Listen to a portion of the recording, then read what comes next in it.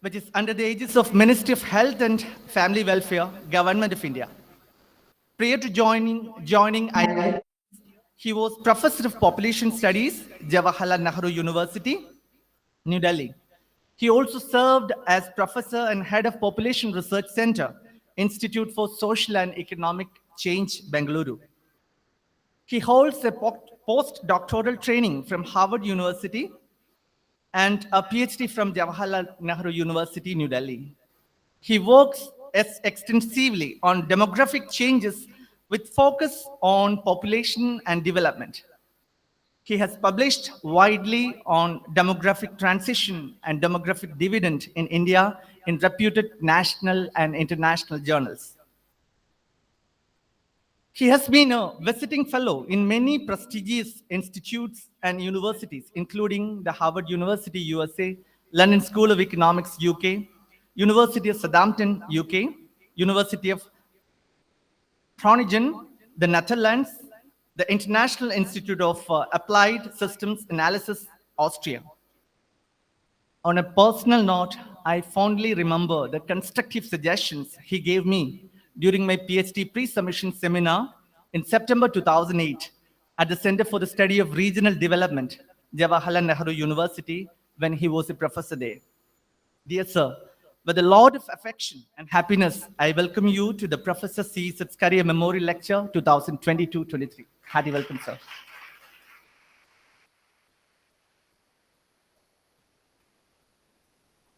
I cordially welcome our dear Principal, Reverend Father Raji P. Kurian, who is the president of this gathering.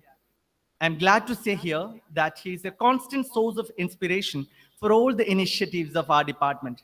Hearty welcome, dear Father. To share with us the fond memories of Professor C. SCARIA, we have among us Dr. T.C. Chako, former principal, Government College, Malappuram, who is our distinguished alumnus of MA Economics batch of 1972-74. Hearty welcome, dear sir, to this August gathering.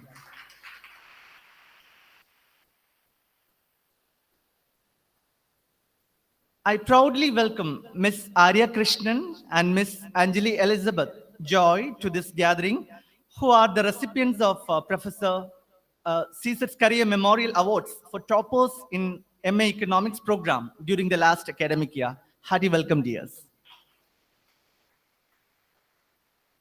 Hearty welcome to our former teachers of the department who have been instrumental in the formation of our students over the many last decades. Very specially, I welcome Professor T.K. Thomas, Dr. Joseph Kurian, Dr. Matthew Kurian, and Professor and Dr. P.C. Aninkunyu to this meeting today. Hearty welcome, dear sirs. I gratefully acknowledge the efforts of our teachers and students in the department to gather together all the arrangements for the lecture today. Hearty welcome to all my dear colleagues and dear students to this gathering. Finally, I welcome all the other participants of the lecture, teachers and students from other departments of the college and institutions around the college, and our dear alumni of the college. Once again, welcome you all. I wish you all a very highly engaging session today. Thank you. Thank you, sir. A leader is one who knows the way, goes the way, and shows the way. Our principal, Reverend Father Reggie P. Kurian, has been the guiding force of this institution. I now request Reverend Father Reggie P. Kurian for the presidential address. Respected Professor K S James, Director, International Institute for Population Sciences, Mumbai, and the keynote speaker of this day, respected Professor T.C. Chako, our alumnus, respected Dr. Shinu Waki, Head of the Department of Economics, SB College, respected teachers and proud alumnus, alumni members, and my dear students, respected teachers, and other students and teachers from other institutions also. A very good morning to you all. So you all know that SB has crossed 100. And SB is or was and is always made great by our former professors, alumni members, and by the students all over the world. Here we proudly remember one of the greatest professors of our SB College, Professor C S SCARIA. I have seen him one or two times only, and I have participated in his funeral function also. I remember it was in 2000, yeah. So he was such a great man who contributed much to the academic, especially with related to economics, academic fields of uh, Kerala especially. And for the service related matters of our respected teachers. So I bow my head in his memory now, and I pay respect to his homage. Now we are memory we, we have the memorial lecture of Professor C S SCARIA, and I congratulate the Department of Economics especially because in these years it is noted that there is a very special change in conducting this type of seminars in the Department of Economics.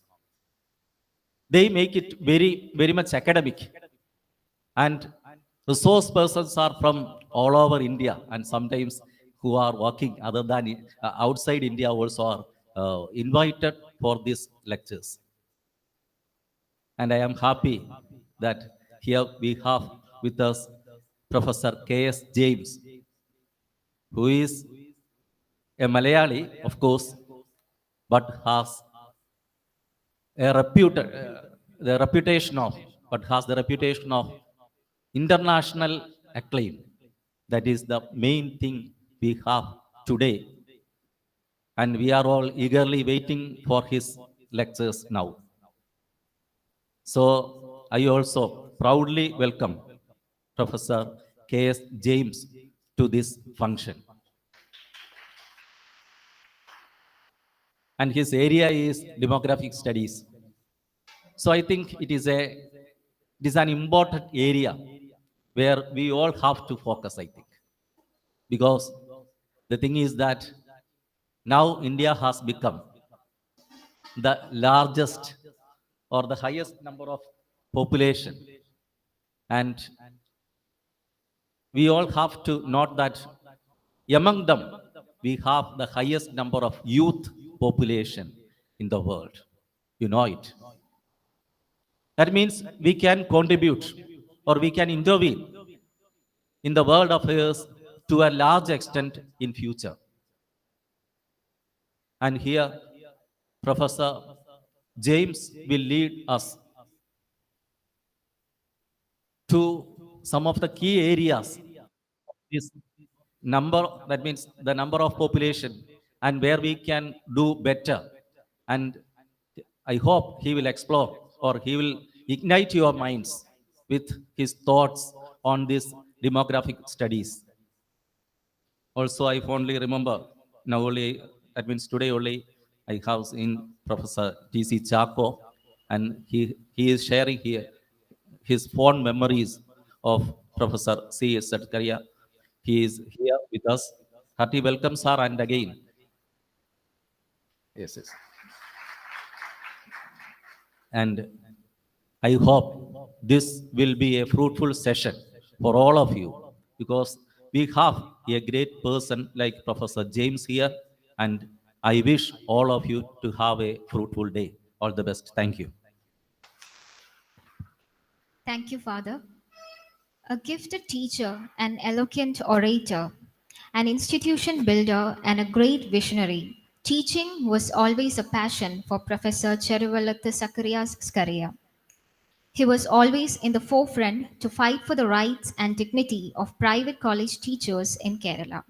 Now, I humbly invite Professor T.C. Chakku, former principal of Government College Malappuram, to extend a few words in fond remembrance of Professor C.Z. SCARIA.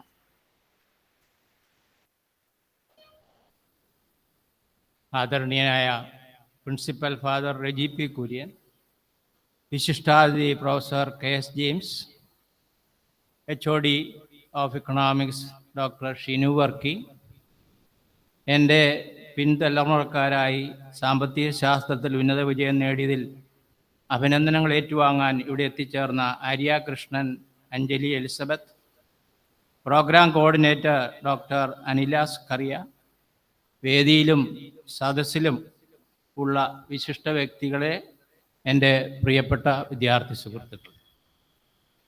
ഈ പ്രോഗ്രാമിൻ്റെ coordinator doctor Anila Scaria എന്നെ ക്ഷണിച്ചപ്പോൾ അത്ഭുതവും ആഹ്ലാദവും ഉണ്ടായി. Cent Berchmans കോളേജിൽ നിന്ന് 1974 ഉന്നത വിജയം നേടി സർക്കാർ കോളേജുകളിൽ എക്കണോമിക്സ് വകുപ്പിലെ വിവിധ തസ്തികകളിൽ ജോലി ചെയ്തു. അധ്യാപകനായും HOD ആയും പ്രിൻസിപ്പലായും ദീർഘകാലം സേവനം ചെയ്യാനുള്ള ഭാഗ്യം ഉണ്ടായി.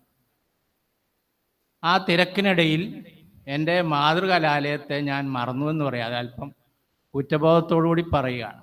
കാരണം എൻ്റെ ജോലി മേഖല പ്രദേശം ഞാൻ കൂടുതലല്ല, എൻ്റെ സേവന കാലയളവ് മുഴുവൻ വടക്കൻ കേരളത്തിലായിരുന്നു. പെരിന്തൽമണ്ണ, പട്ടാമ്പി, മലപ്പുറം, കോഴിക്കോട്, പേരാമ്പ്ര ഈ സ്ഥലങ്ങളിലെ കോളേജുകളിലായിരുന്നു എൻ്റെ ജോലി. പ്രിൻസിപ്പലായി മലപ്പുറം ഗവൺമെൻറ് കോളേജിൽ നിന്ന് റിട്ടയർ ചെയ്തു.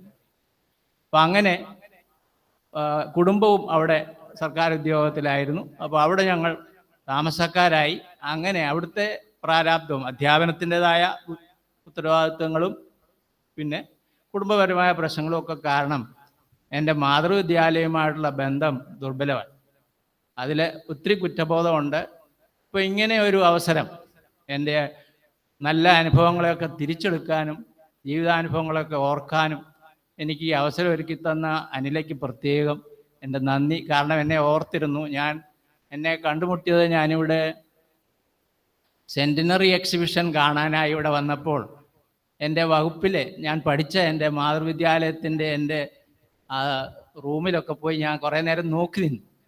അപ്പോൾ സാഹചര്യവശാൽ കോർഡിനേറ്റർ എന്നെ കണ്ടുമുട്ടുകയും വിവരങ്ങൾ അന്വേഷിക്കുകയും അപ്പോൾ അതിൽ നിന്ന് എന്നോട് നമ്പരും ഒക്കെ വാങ്ങി.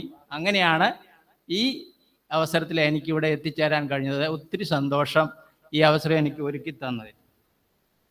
നാട്ടിൻപുറത്തെ ഒരു സാധാരണ കർഷക കുടുംബത്തിൽ നിന്നാണ് ഞാൻ വന്നത്, വിദ്യാർത്ഥിയായി ഇവിടെ ചേരുന്നത്. ഡിഗ്രിയും PG ഇവിടെയാണ് പൂർത്തിയാക്കിയത്.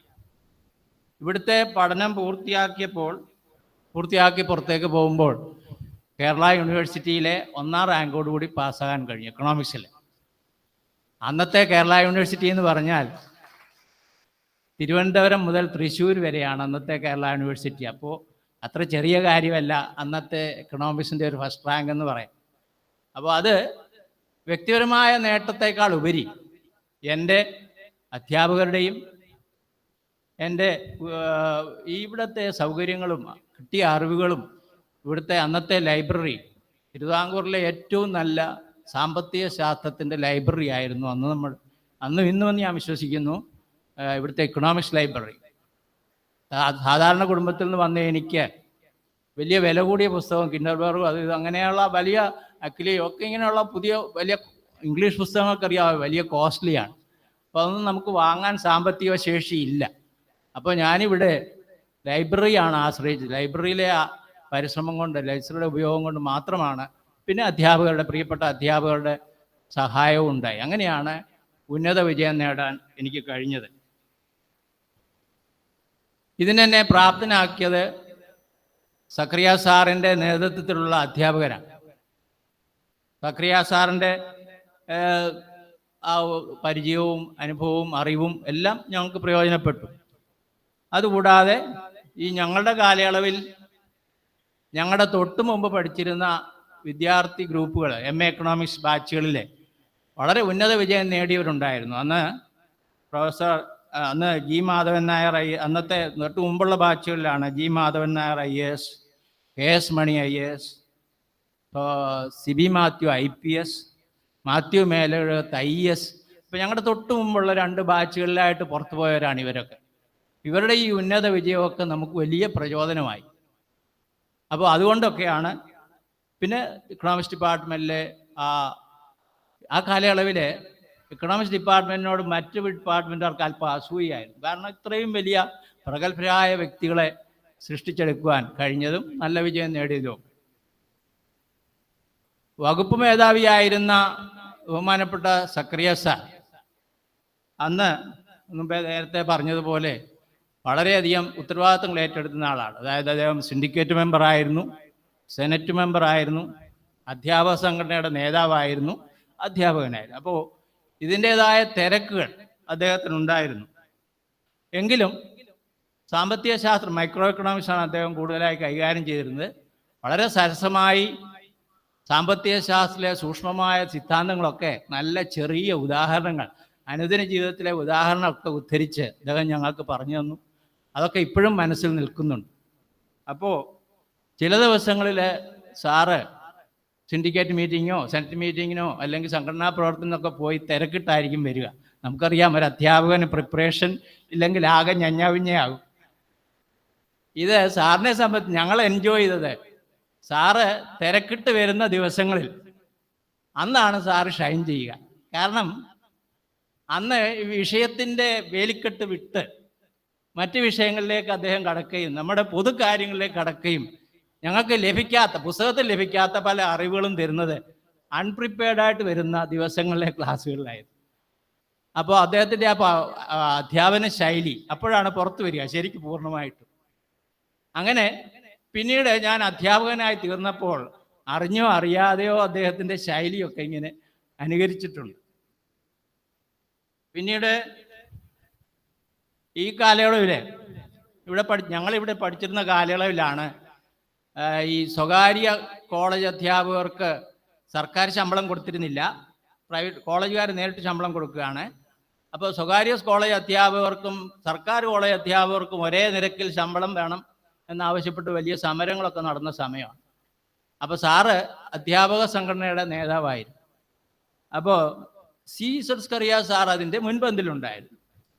അപ്പോൾ ക്യാമ്പസിലെ അധ്യാപകരൊന്നിച്ചു കൂടി മുദ്രാവാക്യം വിളിക്കുന്നതൊക്കെ ഞങ്ങൾ കൗതുകത്തോടു കൂടി നോക്കി നിന്നിട്ടുണ്ട്. കാരണം വിദ്യാർത്ഥികളായി ഞങ്ങൾക്ക് ഒരു പുതിയ അനുഭവമായിരുന്നു അധ്യാപകർ മുദ്രാവാക്യം വിളിക്കുക എന്ന് പറയുന്നത്. ഏതായാലും അത് വളരെ വിജയകരമായി അദ്ദേഹം തൻ്റെ ഉത്തരവാദിത്വം, അധ്യാപനം എന്നുള്ള വിദ്യാർത്ഥിത്തിന് ഒട്ടും ഗൗരവം കളയാതെ തന്നെ ആ നേതൃത്വ ശൈലി അത് വളരെ നല്ലൊരു അനുഭവമായിരുന്നു. അതായത് പിന്നീട് ഞാൻ സർക്കാർ കോളേജ് അധ്യാപകനായി. ഗവൺമെൻറ് കോളേജ് അധ്യാപകർക്ക് ഒരു സംഘടനയുണ്ട്, പല സംഘടനകളുണ്ട്. അപ്പോൾ ഞങ്ങൾ അന്ന് കോളേജ് അധ്യാപകരെ പിന്നീട് മറ്റ് സ്റ്റേറ്റിലൊക്കെ യൂണിവേഴ്സിറ്റി ഗ്രാൻസ് കമ്മീഷൻ്റെ ശമ്പളമുണ്ട്, കേരളത്തിൽ UGC ശമ്പളം ആയിട്ടില്ല.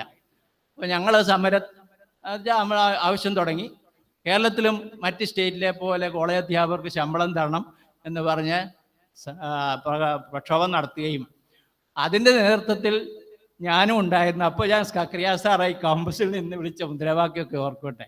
ഒരുപക്ഷെ എൻ്റെ ഇപ്പോഴത്തെ അധ്യാപകർക്കൊക്കെ UGC ശമ്പള സ്കെയിൽ കിട്ടുന്നത് ഞങ്ങളുടെ ഇവിടെയൊക്കെ പ്രയത്നം കൊണ്ടായിരിക്കാം ഒരു പരിധി വരെ. ഏതായാലും ആ ശൈലി, നേതൃത്വ ശൈലിയെ ഞങ്ങൾ അനുഭവമായി അനുകരിച്ചു എന്ന് പറയാനുണ്ട്. പിന്നെ ബഹുമാനപ്പെട്ട കുര്യാളശ്ശേരി അച്ഛനായിരുന്നു പ്രിൻസിപ്പൽ. അദ്ദേഹത്തിൻ്റെ നേതൃത്വത്തിൽ നല്ല നിലയിൽ സ്ഥാപനം പോയിരുന്നു. അപ്പോൾ ഡിപ്പാർട്ട്മെൻറ്റിലേക്കുള്ള കാര്യങ്ങളൊക്കെ വളരെ വേഗം സ്വാധീനം ഉപയോഗിച്ച് അദ്ദേഹം ഞങ്ങൾക്ക് നേടിത്തന്നിരുന്നു. അതായത് സ്കറിയ സാറിൻ്റെ വ്യക്തിപ്രഭാവം കാരണം വലിയ ബുദ്ധിമുട്ടൊന്നുമില്ലാതെ ഡിപ്പാർട്ട്മെൻറ്റ് ആവശ്യങ്ങളൊക്കെ നേടിത്തന്നിരുന്നു. അതുപോലെ തന്നെ അദ്ദേഹത്തെ പറ്റി ഓർക്കുമ്പോൾ ഇന്നത്തെ പോലെ റിസോഴ്സ് പേഴ്സൺ റെഗുലറായിട്ട് വന്ന് ക്ലാസ് എടുക്കലില്ല. പക്ഷേ അന്നും സ്കറിയ സാറ് കഴിയുന്ന പ്രഗത്ഭരായ ആളുകളെ ക്യാമ്പസിൽ കൊണ്ടുവന്ന് ഞങ്ങൾക്ക് ക്ലാസ് എടുക്കാനും കഴിഞ്ഞിരുന്നു. അതായത് നമ്മളൊക്കെ കേട്ടിട്ടുള്ള ആഡം സ്മിത്ത് മാർഷൽ ഇങ്ങനെ ആ കൂട്ടത്തിൽ കേട്ടിട്ടുള്ള ഒരു പേരാണ് ജോൺ റോബിൻസൺ. ഒരു ദിവസം ഞങ്ങൾക്ക് അനൗൺസ്മെന്റ് വന്നു, Shrimati John Robinson will be visiting your college and she will delivering A lecture for you. അത് ഒരു അത്ഭുതമായിരുന്നു ഞങ്ങൾക്ക്. അപ്പോൾ അങ്ങനെ കേന്ദ്രായ സാറൊക്കെ ആ കാലയളവിൽ വന്നിട്ടുണ്ട്.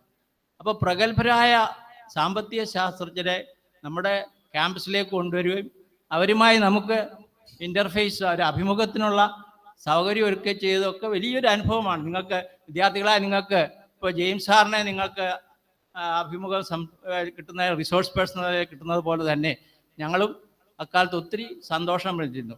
കാരണം അദ്ദേഹത്തിൻ്റെ സ്വാധീനം കൊണ്ടാണ് ഇത്രയും പ്രഗത്ഭരായ വ്യക്തികൾ ഇവിടെ വന്ന് പ്രഭാഷണം നടത്താനും മറ്റു ഡിപ്പാർട്ട്മെൻറ്റിലൊക്കെ ഒരു അസൂയ ഉണ്ടാക്കാനും ഒക്കെ ഇടയാക്കി.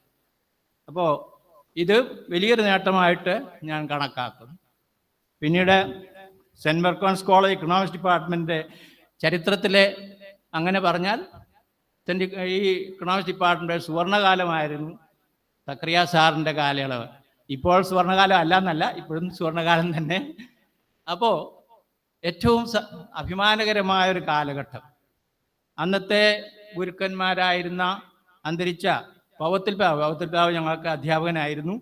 പൗവത്തിൽ പിതാവ് professor T V Abraham, professor K K Francis, professor C O Abraham, തവറോബരി സറിയ സാർ, ഇവരുടെ മുൻപിൽ ആദരപൂർവ്വം കൈകൂപ്പുന്നു. കാരണം ഇവരുടെ എല്ലാ അധ്വാനവും പ്രചോദനവും നമുക്ക് ഉപകരിച്ചിട്ടുണ്ട്. എൻ്റെ അനുസ്മരണ പ്രസംഗം സമാപിപ്പിക്കുന്നതിന് മുമ്പ് എൻ്റെ യുവ സുഹൃത്തുക്കളായ കുട്ടികളോട് എനിക്ക് 1-2 കാര്യങ്ങൾ പറയാനുണ്ട്.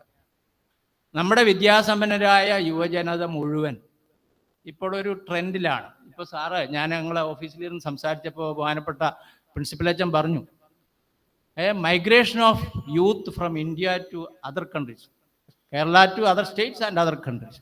നമ്മുടെ അല്പം വിദ്യാസമ്പന്നരായ ചില കഴിവും പ്രാപ്തിയുമുള്ള വിദ്യാർത്ഥികളും യുവജനങ്ങളും എല്ലാം വിദേശ രാജ്യത്തേക്കും മറ്റ് സ്റ്റേറ്റിലേക്കും കുടിയേറാൻ ഇങ്ങനെ വെമ്പുകയാണ്.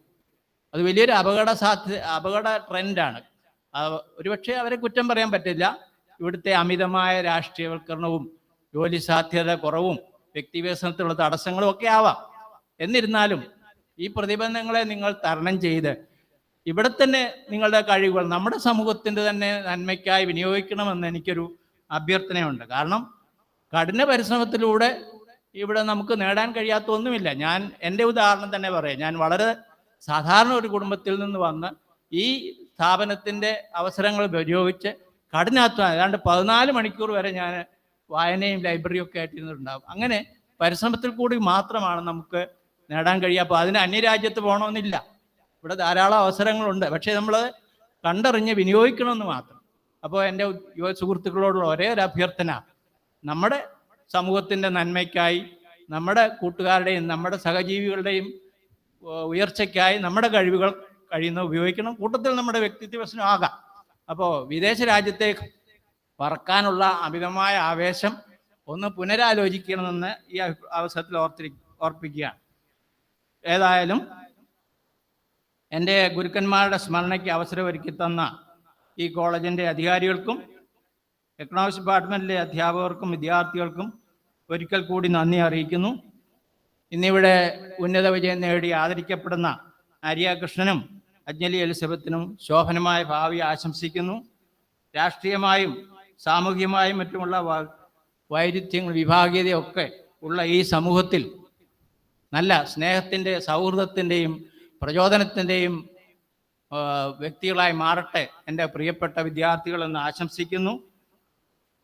ഒരിക്കൽ കൂടി ഈ സദസ്സിനും ഇതിൻ്റെ അധികാരികൾക്കും കോർഡിനേറ്റർക്കും എല്ലാവർക്കും നന്ദി പറഞ്ഞുകൊണ്ട് ജഗദീശ്വരൻ എൻ്റെ മാതൃവിദ്യാലയത്തെ ഉത്തരോത്തരം തേജസ്സുറ്റതാക്കട്ടെ എന്ന് ആശംസിച്ചുകൊണ്ട് നിർത്തുന്നു.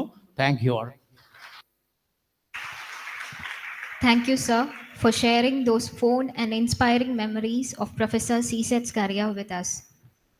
We are greatly honored to be graced by the presence of Professor K S James, the Director and Senior Professor at International Institute for Population Sciences, He has worked significantly on demographic changes with focus on population and development, and has published widely on demographic transition and demographic dividend in India in many reputed journals. Now, I invite Professor K S James to deliver the lecture on the topic India's demographic change and its implications on the economy and society.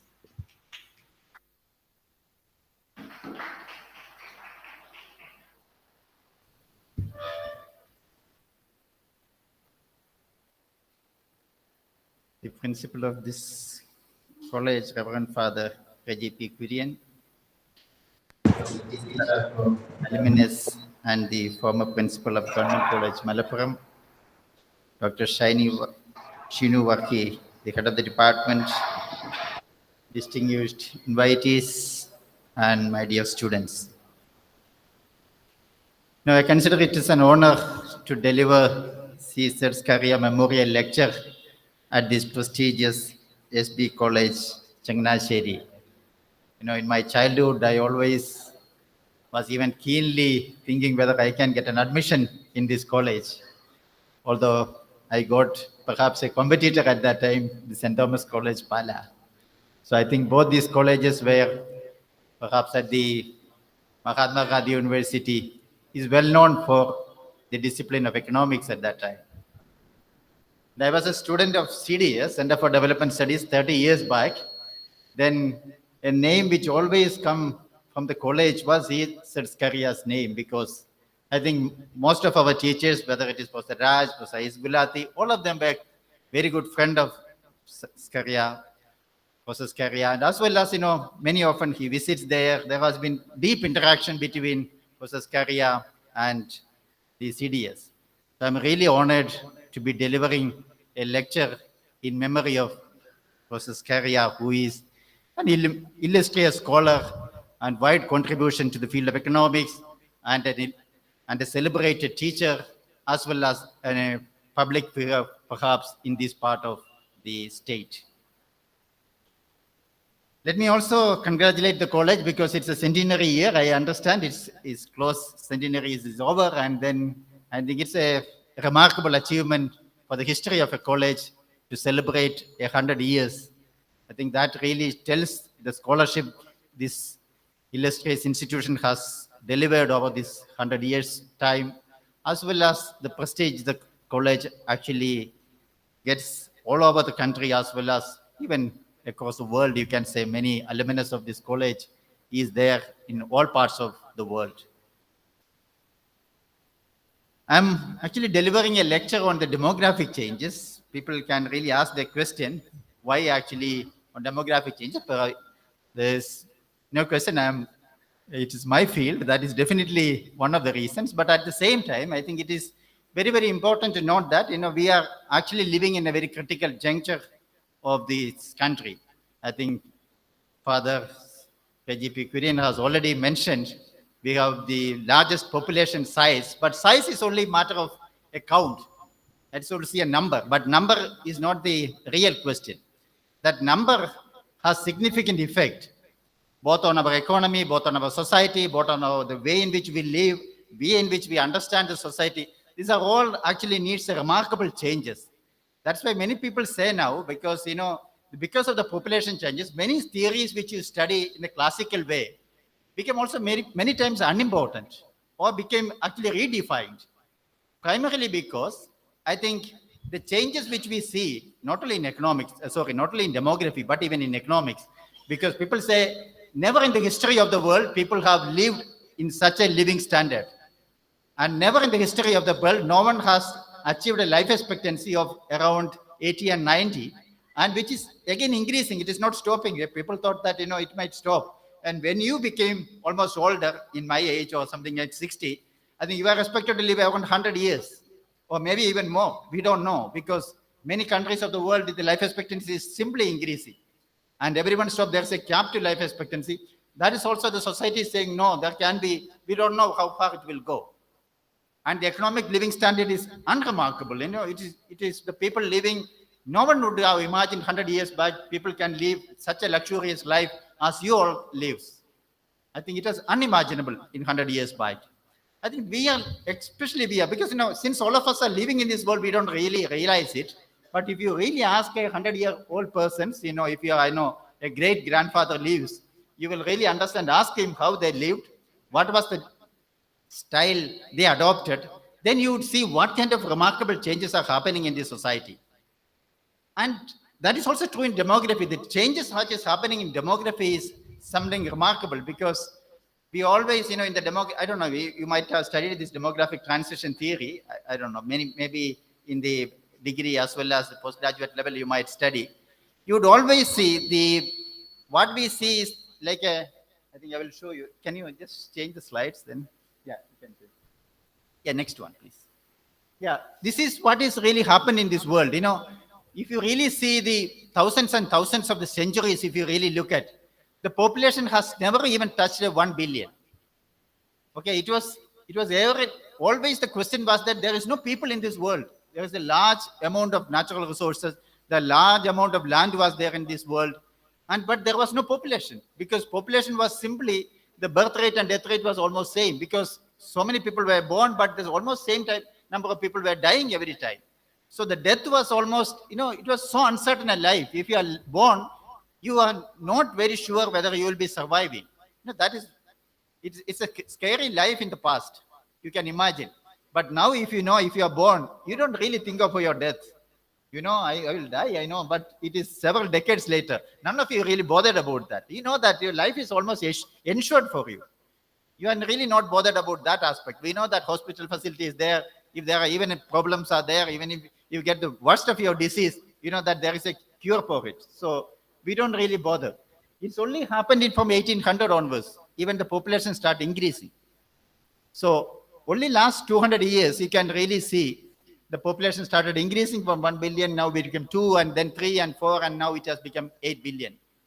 And that is one of the remarkable achievements, which is actually achievement of, we can say, increase in the health of the people. So this is another major changes happened, and especially for the last 100 years. If you see, the 20th century has been very, very remarkable, because it's a very steady increase in the life expectancy of the people.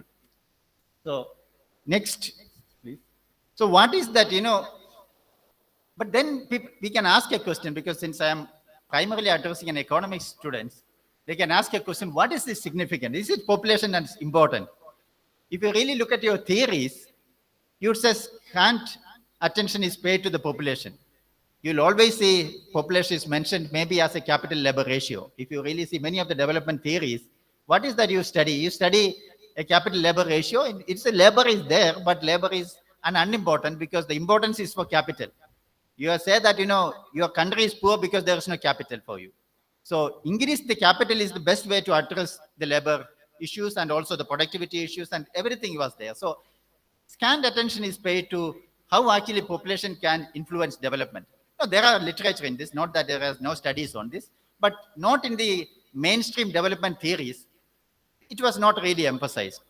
But not only in the mainstream development theories, there has been attention. But what was attention? Attention was always the scary attention. You can say one of the best work you can say perhaps that happened in the 1950s.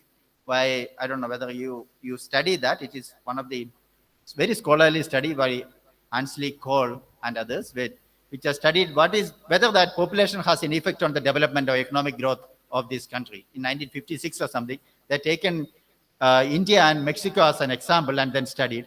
And they say actually rapid population growth is going to affect the development of these nations. Because if you really see, from 1800 onwards, I saw the population started increasing.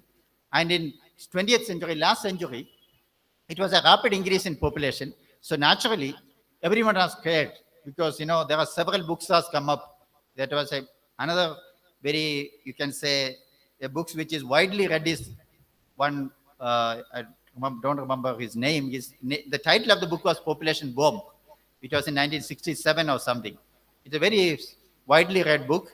And, people has been scared because population is increasing. Your development will be affected. Your economic growth will be affected. Everyone will be doomed because these natural resources cannot sustain this population. So those kinds of a situation has been created in the world in the 20th century. So the attempt was that actually we need to reduce the population growth. Otherwise, it can really affect your growth. That was one period. But now Because, population, if you really see something called a triangle shape, if you really see the age distribution, triangle in the sense that the age distribution of the population is always the lowest one, 0 to 5 years, you can say, will be the highest population. Then some people will die. So 5 to 9 will be less, and 10 to 14 will be always your pyramid, age pyramid, we say, will be a triangle in shape. That has been for centuries and centuries like that. This is the only time now you see, if you really see a population age distribution of some of the countries, no more triangle, but becomes like a square, or it's a different, entirely different shapes altogether. You never see in the world, we will have a population of this kinds of a shape in this age distribution, which will have a very significant effect on your economy, which will have a significant effect on your society. So what I will do, I will look at next, please. I will look at some of these issues. I don't think I will go deep into it because that is not the purpose. I will just give an overview of what will be happening. So perhaps what I will do, I will give a very overview of these demographic changes which is happening in this country, because primarily taking examples from India, maybe I will touch upon Kerala once in between, but not very deeply, but will touch upon it. And I will also say its economic impact. That is what, being an economic student, many of you may be interested in that. And which is, now it is very well known, like a concept called demographic dividend, because demographic dividend is primarily a concept which has been developed, how actually population can influence development or economic growth. So in the past also, there has been a lot of work on this. I don't know. In 1987, there is an Alan Kelly, one of the celebrated economic demographer, who has really produced a marvelous work on this issue. And then later there has been work. So I would maybe perhaps speak a little bit on that. What is demographic dividend? The concept is all about. And maybe I will also touch upon what is the social implications. As I told you, some people say the economic impact of the population change may be less significant compared to the social impact, because we are living in a society now with these demographic changes. That's what everyone was telling. Migration, so many things are happening. The migration cannot be considered as an isolated effect of only for Kerala. This is a universal effect because of the demographic changes. You see in all parts of the world. Because of the demographic changes, what is the changes which is happening in the minds of the people, the societal aspirations changes, which all will have very significant effect on whether it is migration, whether it is other forms of living, where your societal or your marriage pattern changes, everything gets affected because of that. So we really need to see what is its social impact. I think that perhaps is one of the defining changes which is really happening in the society, which we really need to be aware of that. What kind of society we will be living maybe after 10 or 20 years in the state of Kerala or in other parts of this country. So I will primarily concentrate on these aspects of this. So let me come to the first part. I will just give you some data, but don't much bother about this data part. You can just give an idea about what's really happening. So what's really happening, this is what is going to happen for India, because we are the populous country in this world. But we expect that our population growth rate, that it is declining now, it is not increasing, because India is also very rapid demographic changes happening. In demographic changes, in demographers define is that if a couple has only 2 children, that means that the population growth will be 0 in the long run. Because what this means that, the couple means it's a father and mother. Father and mother will be replacing 2 people in this world. So it means that overall, the growth rate will be 0 in the long run. In the short run, it will be increasing. India has now a birth rate of which is only 2. That means that in the long run, India's population growth rate will become 0. It's only a matter of time. It's only a little bit time it will take. So the time we expect is that it's something around 2050 or 2060. That is the peak of the population. We have something called 1.4 billion population now. So we expect that can increase up to 1.6 billion. So that is 160 crores or 167 crores. That is the ultimate population. After that, it will start declining. It will not increase. So this is the trend which we see, because population can be easily projected, because those who are going to live in 1960 is already born now. So you cannot increase them, because they are already here in this world at some age group. So we know that it will be, some of them will be again born, but since the population there is something called irreversibility in the population, the demographic changes. Once the demographic changes happens, There's no countries in the world was able to reverse it. So if the fertility start declining, the birth rate start declining, it's very difficult to reverse it back. We never expected that because declining was possible. Government intervention has made it possible to decline the population, the birth rate. But many countries are trying their level best to increase it now. But that is really not happening. Although there are small success, but that success cannot be considered as a very serious. So it means that we will be living in a world in the future, in a very different world. It will not be like a very so many children. If you go to a park, there will be so many children are playing around. We see always children. You may not see that kind of a scene. You will see in any park now, very elderly people are sitting and talking. That will be the scene which you will be see after 2 decades, not the one which we have seen maybe 2 decades prior. So it is a large changes which is going to happen in the society, which we need to be aware of it. Next, please. Yeah, this is of, to show that, because some people say, because when you are in Kerala, you are living in this, because this is sort of becoming a universal. There are some states which are exceptions to it, like Bihar, maybe an exception, which is a slightly relatively higher fertility rate of 3, or maybe Uttar Pradesh, which has 2.7. But, large majority of the states has achieved a very low birth rate. It's not the question of low birth rate. If you really see, you look at the left part of this state, there are many states in this country which has 1.4, 1.5. As I told you, 2 is the minimum which we need even to make a population growth rate 0 in the long run, not in the short run, because there is a lag effect in this. But even in many of the states, which is actually falling even far below what is called even for the replacement level. So it means that in the long run, all these states will experience a negative growth rate of population. So decline in the population. So that is actually a time we are going to live in. So this is going to happen in many states, even in the place which we see the UP and Bihar, which has a high levels of fertility. There also now there is a steep decline now. So they are also not stopping. These 3 become 2.8 or 2.7 within another couple of years later, and you would see a steep decline. And so all the state is going to achieve it very fast. So that's what we told. We are going to live in an entirely different world now compared to what we all lived a few decades or few years back now. So next, please. So the question is that, because if you really want to understand the demographic dividend, we also need to see what is dividend is, why actually people are speaking about dividend. Everyone thought that, when we had a high birth rate in this country, it was really affecting your economic growth, because we have a natural resources crisis. We don't have that much abundance of agricultural land actually to cater to all the population needs. So naturally, it can really affect your growth. So there, if you start declining the population, so they start declining the birth rate, everyone thought, okay, it will have some positive impact on the development of economic growth. That is why it is really considered as a dividend.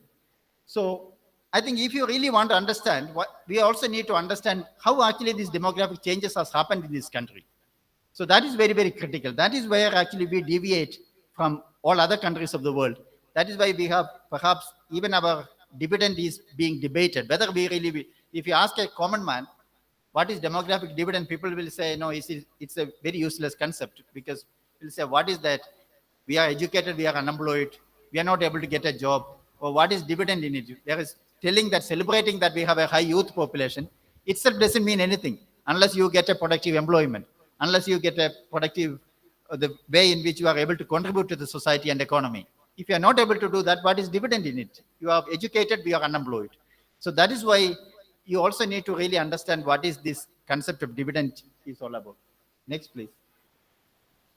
So the problem in India is also that, that is what I was thinking. I don't know whether you study this demographic transition theory in your classes. Yeah? You have studied, no? So the transition theory tells, what is the theory tells you? Anyone remembers? So it tells you that there was a period where there was a high birth rate and high death rate, and it moved from high birth rate to low birth rate and low death rate. That is what the movement it is telling. But that movement is accompanied by something. That is what it is related to economic theory. It is saying that if the movement happens when there is an economic growth or economic development. Otherwise, the movement doesn't happen. That is what the demographic transition theory is taught. From high birth rate and high death rate, that's the old system where people are large number of births, but many people were die. So this was declined to a low birth rate and low death rate. But when there is an economic improvement, when living standards improved, and not because simply it is declining. But look at India's case. India's case, if you really look at the Kerala, which is one of the first states to achieve a very low birth rate, you can see, if you can see the graph, it in 1988, Kerala has achieved something called a 2 replacement level fertility birth rate. So when Kerala achieved it, Kerala's per capita income was one of the lowest in the country. And also, it was never been considered as an economically advanced place. That's the case with many other states. So while the experience, I think this demographic transition theory is from the experience of the Western countries, all other countries of the world, the changes happen because of adequate improvement in the living standards of the people, adequate improvement in the economic standing of that nation, and with all these kinds of changes. But in India, this has happened the reverse way, because we were over concerned with our population growth, and what the policymakers tell, okay, this has been, they have taken this as a priority. They don't bother about economic development to happen. They didn't bother, they thought that, waiting for economic development, economic growth will actually ruin the nation. So they emphasize on the policy, and through policy measures, they try to reduce the population. So birth rate has declined because of all those things. But what happens compared to other countries where actually we celebrate the demographic dividend, we have a situation where actually the poor, illiterate, and the marginalized people have all adopted a small family norm without actually any economic improvement, any economic development. So the current adult population, if you really look at in India, what is the literacy rate or the education level of the current adult population, which is a youth population? In Kerala is an exception, Kerala, because we had a history of the high education, the levels. Otherwise, in many other states in this country, the education level, the economic standards of living, all those things are very, very low, still, even with the demographic changes. That is actually one of the major different way we achieved a demographic changes. Next, please.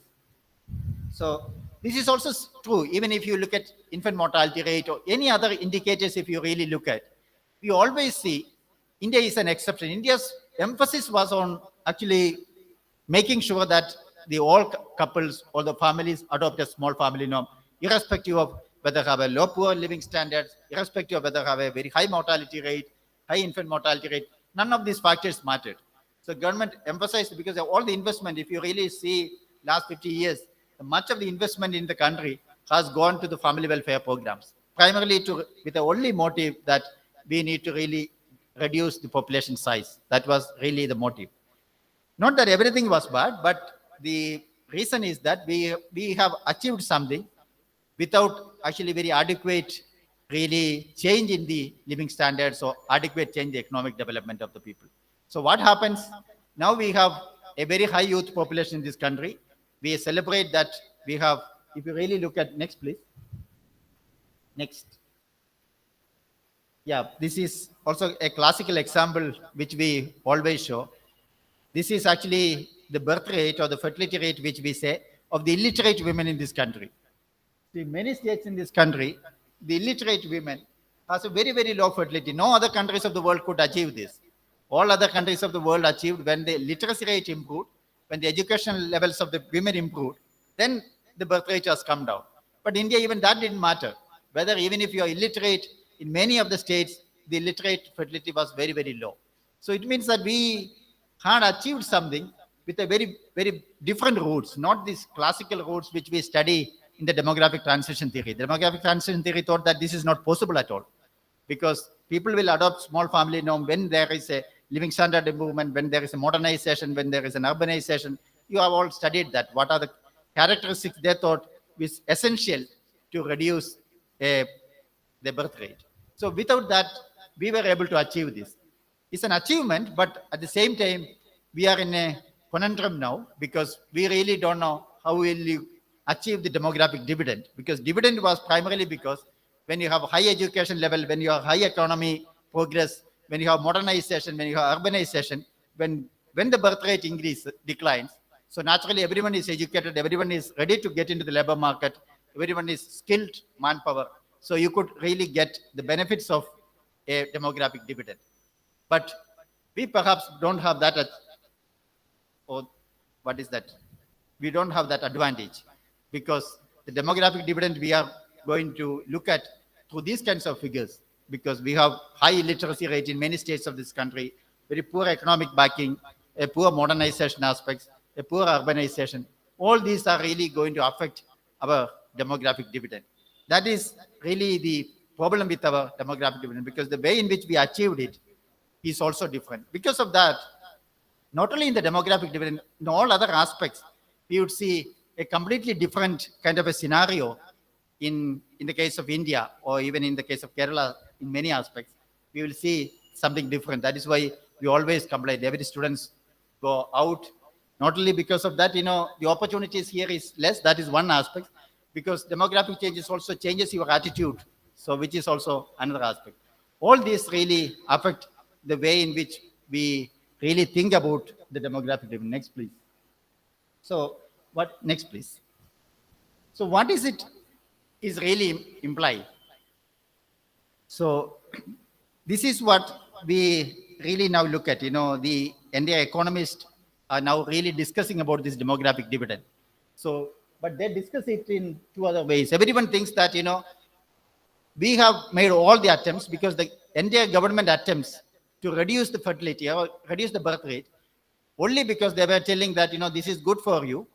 Everyone, families has been told it's good for you, because large number of families is always bad. Even economic growth will affect. You will not be able to sustain this population. So it will be better for economic growth of this country to reduce the population size. That was all the message which was been given. That was the motive behind actually a drastic reduction in that, the fertility. But whether it is really happening, that is what the demographic dividend should tell us. Next, please. So, that is what people say. You can really divide the society. I think if you really think about two ways, you can divide it. One is, if you really look at the demographic dividend, we can see three stages in our life. And if you really look at the social changes also, we can really divide the society into something about three stages. The first stage, the earlier stages, everyone know that, classically all of us, our seniors have lived in, where there are a large number of children, etc. That is the pyramid stage. This is the stage which we say now there is a bulge in the youth population, because bulge in the youth population happens only because the lower one is very lower. Why there is a youth population bulge? Because the younger ages, the child ages, children are born less and less. So naturally, everyone is in the adult ages, because now who are in the adult ages, 15 to 64, that all of them are born almost 40 years or 30 years back. So naturally, I think all of them have very high, the earlier high birth rate has led to people in the middle ages, and now less and less people are born in the lower ages. So less people in the lower ages, high people in the adult or youth ages, and much lower in the older ages, because older ages people, they were all born some 60 or 80 years back. So many of them could not survive. So they are still much, much lower, not like the current age population. So naturally, they are much age. So that is what is called the second stage of this transition. And the third stage, which we say there will be an older ages, which is many European countries are now facing. That most of the European countries, there is a very high old age population. In Japan, it is something of 30% of the people are older ages, and many countries is 25%, something even some of them are moving even beyond 30%. That is another problem. So which is the third stage of the transition. So we can really divide the transition stages into two. So we say India is the second stage now. Second stage means it is much of the people are in the youth age. That is where we say there is something called a demographic dividend will exist. Next, please. So this is what typically a demographic dividend, if you really look at, that is what I told you. The age pyramid can really tell you what is demographic dividend. Next one. So if you really look at this, bulging population will go up and up. By 2051, we will also be moving into something called an older age population. So this is a transient period. It is not a permanent period. This youth population will not stay there, because this youth population also move on, but very less and less people are born in the future. So naturally, we will always see a pyramid with the shape is going and changing. And then you will see something called a rectangular or something called a pyramid, which is many countries of the world is experiencing. So there is no more age pyramid, which is a triangular in nature, which is a complete change in the age pyramid which will happen. So this is what people say. How do you really understand when is the demographic dividend? Because there is a dividend period when there is a youth bulge. That is what the dividend period. Now in India, people say it's a dividend period. Next, please. So when is the dividend period? If you really look at it, it's a clumsy graph, but you can really look at it. So if you say from the topmost one is Bihar. Bihar, the demographic dividend is yet to start even, because we saw that Bihar's birth rate is still about 3, almost 3. So naturally, demographic dividend will happen only by end of this decade or something, and then will continue beyond 35, etc. But if you really look at the next one, UP, which has already started, but it will continue for a long time. India, it has started much before. The middle one, the third one is India, which will end maybe by 2000, middle of next decade. It can really go or little above beyond that. But if you look at other countries like Kerala or Tamil Nadu, etc., it's almost getting over. So that is what the dividend period people define. It is only because they define it is when is the youth has the maximum population in the population. Youth has the maximum percentage of the population. That is what it is defined. But it is a crude definition. It need not be correct definition. You can define it another way, because people say most of these definitions are also subject to your life expectancy. You know that your life expectancy now, how long you live now? Do you have any idea? If you are born today in India, how many years you can live? 80? It's too much. Yeah, not 60. That is too low. Yeah, it is between 70 to 75 now. Yeah, for the females, it is something around 73 or 74, and male, it is 72 or 71 or 72. So, but how do you really define life expectancy? You define life expectancy thinking that the years you lived, because how the retirement age is determined now. Retirement age is defined based on how long you are lived. When you have become 60, if you are lived 60, you say, okay, your life is retirement is over. You cannot work anymore. You have to retire and then go. Or 56, you have to retire. So it is also defined based on how much life you have lived. You can also define the other way. How many years you are going to live? Okay. Suppose you are 60 now in India. It is expected that if you are 60, you are expected to live something around 17 years more. Because you can also calculate life expectancy at each ages. So if you are at age 0, you might live 72 years. But when you are age 60, you are again another 17 years live more. So people say the retirement ages, etc., should be defined not by the years you lived, but years you are going to live. So it means that how many years you want to be on retirement. Maybe you can say 10 years I should be in retirement, or maybe maximum 15 years. You can have a rest life after working, because you have worked so much of time. You have worked, okay, at least my last 15 years, I want to take rest and I have to retire. So if that's the case, what should be the retirement you can calculate? You can calculate retirement, okay, at age 62 now, India will have another 15 years to live. If you want to say that, okay, 15 years you have to take rest. Many countries even start thinking about defining retirement in terms of how much you are going to live, not based on how much you have already lived. So that is why if you really look at Germany, Japan, etc., retirement ages keep on increasing because their life expectancy is increasing. Because you don't need to ask a person to be taking a retired life for 30 years of their life. 30 years, you are productive life, you are just wasting that. So you also can adjust. That is why people say, this demographic dividend, etc., is defined because you were thinking that a retirement age is 60 or 65. So if you really extend it, if you think that, okay, I don't bother, I am 65 or 70 also, I'm very, very healthy, because in Japan, an average person in age 70 in Japan now, he's very healthy to do any kinds of work. So naturally, why should we ask them to retire?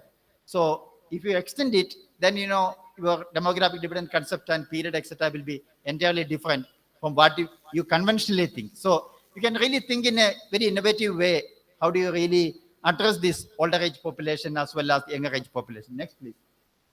So let us see what is the next, please. What is the economic implications?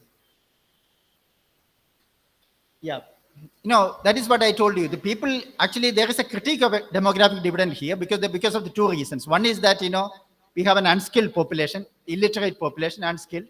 Whether bulk of the people are in the youth age group, but they are unskilled and illiterate, then what is the use of it? Can they provide any dividend for the country? That's the one question people are asking. And the second is that, there is a lack of employment opportunity. That is what typically any youth will tell you now. You say that demographic dividend is there, what is the use of it? Because I am not getting employment, productive employment. If I am not able to get a productive employment, what is demographic dividend is all about? So this is actually the two critique, which is really very strong in this. Next, please. Next. So, but, if you really look at the entire literature on this, there is a vast literature now in demographic dividend in this country. If you really look at any literature on this, and if you really see the very scientific studies which is really happening in this country, all these studies are very clearly told India has a benefit, a positive impact of demographic changes. Because demographic changes, because of that, there is a positive economic impact. So that will positively affect the demography of this country or the economy of this country. That is what generally the belief is, that although the common man, or if you really look at the social media or the writing by the newspapers and journalists, you say negative attitude on demographic dividend. If you really see very influential book by Neil Nandakini on the imagining India or something, he has written a sentence that demographic dividend in India is positively negative. So that is what written. He said that, there is no demographic dividend because the reason is that much of the people are illiterate, much of the people are unskilled. You have serious unemployment issues here. So what is there to celebrate demographic dividend? But literature, but if you see scientific studies, it doesn't really tells that. It says that, there is some real potential in this country, which is really changing. Next, please. So, next, please. So then how do you really understand it? Some people say what is actually demographic dividend is all about. One of the ideas, actually, the dividend, if you really look at the dividend concept, is also brought in by one Harvard University professor, David Bloom and Williamson. So they say, actually, we can really say there are 2 or 3 important ways in which a dividend has to happen. What is actually dividend? The dividend is primarily because, you have now the birth rate has declined, your age distribution has changed because much of the people are in the adult ages, not in the younger ages, child ages, where you have to spend a lot of money for education, because if you are really, much of the children are in the younger ages, much of the money government has to spend on education. So what is that you can do?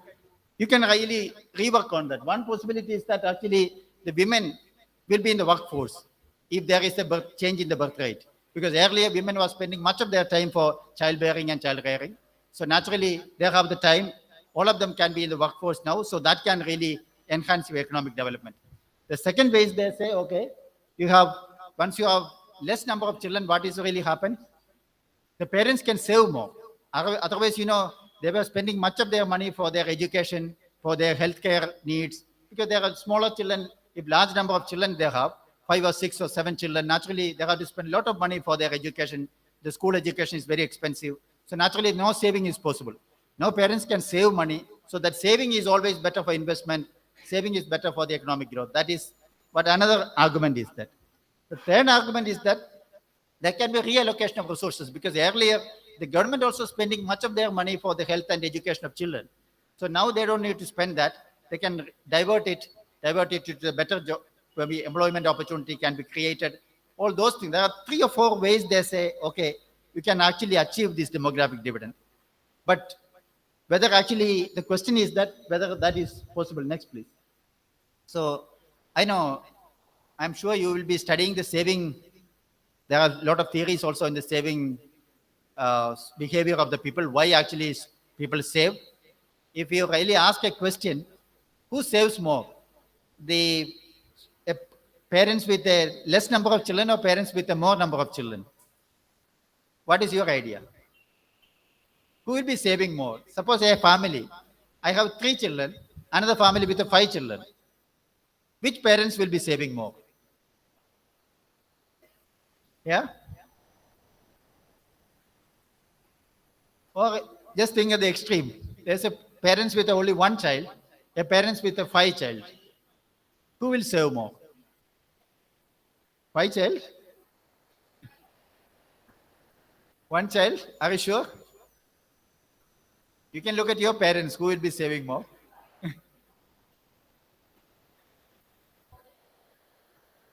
Yeah, the question is that, this is very, very, because, there has been a lot of studies on that, who actually saves more, whether it is families with a large number of children or with families with a less number of children. Everyone thought, less number of children will save more. But that is not very straightforward. Because if you know that the parents with a large number of children, they know that, the future, I have to marry off the children, I have this demand, they will maybe try to save more than the parents with only one child. They know that, there's only one child, there's not much requirement. So they might spend much of their money for consumption rather than for saving. So this relationship is also not very straightforward as the usual, the saving theory tells you. So initially everyone thought, less number of children means less expenditure, and naturally saving rate will be more. So, but that is also not very, very clear. Next, please. The other one is women's work participation. You know, that with all these kinds of changes, one of the worst development which has happened in this country is that women's work participation has not changed. So that is another major problem which has really happened. So in that front also, we could not really achieve more. And the third one is definitely on the reallocation of resources. You know that is almost impossible in India because government spends much less money for the education and the health aspects. So reallocation is not possible. They have to spend more now. Otherwise, it is not possible. So that is why actually what is demographic dividend is all about. Demographic dividend would have happened if there is a saving rate more and if there is a women's work participation is increases and also the government is able to divert much of their money from investing in education and health, etc., to very productive areas. I think these three changes in India, it is not possible. It's also because of what we have seen that because the demographic change itself in India was different. Because it was not because of economic development or growth which has happened, it's because of the other reasons. Because of all these reasons, we see that these kinds of changes are really not happening in this country. So that is why there is a demographic dividend, there is no doubt about it, but it is not actually as strong as what happened in many other countries of the world, whether it is Western countries or whether it is the East Asian countries. East Asia, if you look at Korea, the Japan, or the Thailand, Indonesia, all these countries were able to, the growth rate was much higher compared to India because our demographic dividend was really because of some other routes we have taken. The progress was really something else. Because of all these factors, we could not really achieve much of the demographic dividend. So I think I'm also has to stop. Before that, let me tell you one or two important social changes which can really happen because of the demographic changes. And then I will stop because I'm also has already taken some 40 minutes. If you really want to understand the social changes, I think I will stop here. I will just speak that maybe better. Social changes. The people say you can really define our society into three broad categories. I think all of you can really understand it very easily. All of us can really understand. We all lived in an era when the parents have large number of children because my parents or my grandparents, we all had 5 children, 6 children, 7 children, because that was the norm at that time. So what all of our parents has done, parents actually did not bother about it, which we call the child neutral era, we say. The parents were neutral to children. Some of them got educated. All of us were lucky to get educated. Some of our brothers could not get educated. Some of them really dropped out in the schools. They went to agriculture. And, it was no one bothered about it. It is called a child neutral era, which was actually existing in this country maybe 2 decades back. All of us, all seniors have lived in that era. But thereafter, you would see a very rapid changes happening in society. That is what I told you, that the rapid changes is because of demographic changes. One of the French philosopher who found that these changes are happening, he called this period called child king era. What is child king era means? It became child is the king of everywhere now. Child is the king of the household. The child is the king of the society. Because everyone's attention is not children now. That is actually bad for sometimes I feel pity on the children. If your child is is moving, actually he has gone to college and then somehow found that, one ice cream he is taking in some other shop, someone will report to your parents and will say that I saw your child is in that shop, you have to be careful about it. Because the entire attention of the society, the entire attention of the household, the family is on children, which is called a child king era. And parents don't bother about investing in children now. The husband and wife, maybe they will lose their job. The wife may say that, okay, I don't want to work. Why I don't want to work? Because I want to make sure that my child gets better educated. I will take care of my child. So the parents are ready to sacrifice the entire life with their child. The entire investment is on child. That is called the child king era, which we say is also a period synonymous with the demographic dividend. So we are actually, this country is now living in a period called the child king era, where entire attention is on child. But thereafter, if you really look at the history, you say in Western country, there's some other period called a child stifling era, or called an individualistic era. Because what happened in Western countries, when the fertility rate was 2, it was fine. But when it went down and down and down, it became 1.4, 1.2, 1.1, even 0.9 in this country, 0.9 etc. of children for two parents, two couples is unimaginable, because that society may not there after some time. Thereafter, it's actually the parents become individualistic. The investment in children is no more a priority for the parents. Now it has negotiation has started actually between father and mother.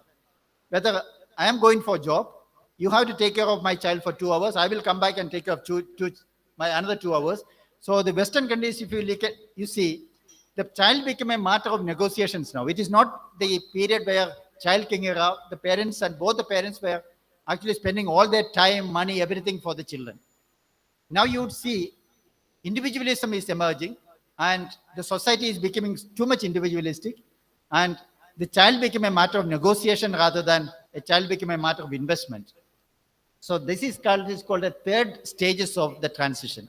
So the problem is that this transition comes, some of the people were thinking, actually, is it going to happen to us? Is it society like us in India where family system is so rigid?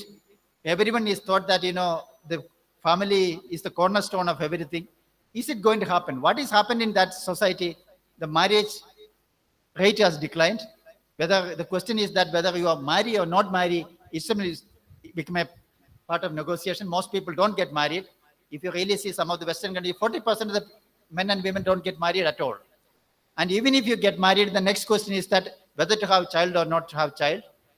So even if you have a child, the question is that who will take care of the child? So even if you get married, there's no guarantee that marriage will survive, because divorce rate has enormously gone up. That is why I'm saying the entire changes was more of an individualistic society compared to a society which we saw now, what we experience here, which is called a child king era society. So this is sort of a very rapid changes which is happening in this world. So people say, even in the cities now, whether it is called Mumbai or Bangalore, etc., these changes have already started. If you really look at the social media and all those things, they are really start writing on this. Some magazines and all started writing on these kinds of a era. But this is what is called, the society can really rapidly change, and the societies are rapidly evolving. So what really happens? Next one. Next, please. Next. Yeah, no, can you just go before?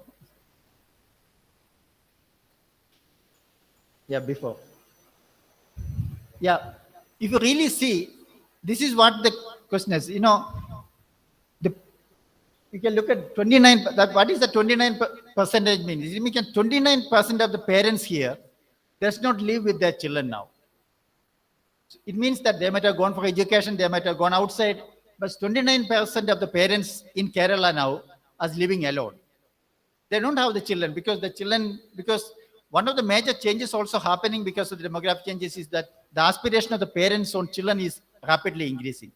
When the aspiration increases, naturally what happens, they wanted to get them best education. That is the crux of the child king era. They want to give them best education, they want to give them best employment, so they will be sending them out. So this has happened everywhere, not only in Kerala. I'm saying it is a universal phenomenon. So what does it all indicates that what we really see, if you really see what is the demographic changes happening, this is not something very peculiar to Kerala or peculiar to India or peculiar to a particular nation. Demographic changes appears to be sort of a universal in nature. So, and the social and economic changes which has happened in demographic changes, it appears to be a universal in nature. So you may say, okay, we will try to avoid it. We will not become an individualistic society. We will try to avoid it. But it appears that it is almost impossible to avoid it. As I told you, even demographic changes itself is not, or you cannot reverse it. So what happens is that we will be living in a society, in an entirely different society in the future. It will not be a society what we currently live in, because as I told you, now it's a society we live in, everyone knows each other, everyone plays each other. It's a very kind of a social living is there. That social living also can go away in the future. You will become an individualistic society. You will be living in an entirely different kind of an environment. So its implications is, it's the future, how actually the society will evolve will be entirely different. So one has to be really careful on really addressing this, because people say Western countries have experienced it, they could not really solve it, so they are experiencing it now. The question is that whether India can actually avoid it. Can we avoid from an individualistic society, which is really not a good society, because everyone is looking after only their well-being. No one is bothered about the others, who is your neighbor, which is also not a very ideal society. So we also need to create a society which more ideal society, which is people interact each other, people look at the welfare of others. This is a better society rather than a very pure individualist society. But we really don't know we'll be able to create it. But that is what is perhaps is going to happen. So let me just conclude it. So I have only one or two messages. One is, as I told you, the demographic changes are inevitable, which will happen, which is we really need to evolve it. We need to really understand it. We also need to see what kind of a economy and what kind of a society we live it. So many of the theories which we are learning now may become unimportant. When you become graduate or when you become postgraduate, you will see the theories you are learned may not be applicable.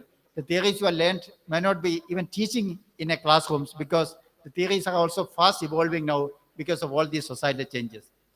The second is that at the individual level, at the personal level, all of you will be living in a entirely different society than what you're living in after 2 decades or 1 decade, when you really become a person with a family or has to really, what is that? Your both ends has to be met. So you need to be aware of it. You need to actually work for it. Otherwise, you will have an entirely different society in the future. Thank you so much. I will stop here. Thank you, sir, for that informative session on the demographic change. Now the floor is open for questions.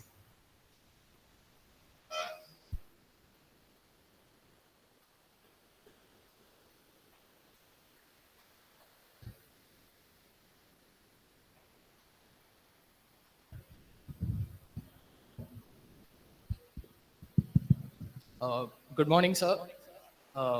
First of all, I'd like to thank you for giving this extremely insightful lecture. Can I continue in Malayalam?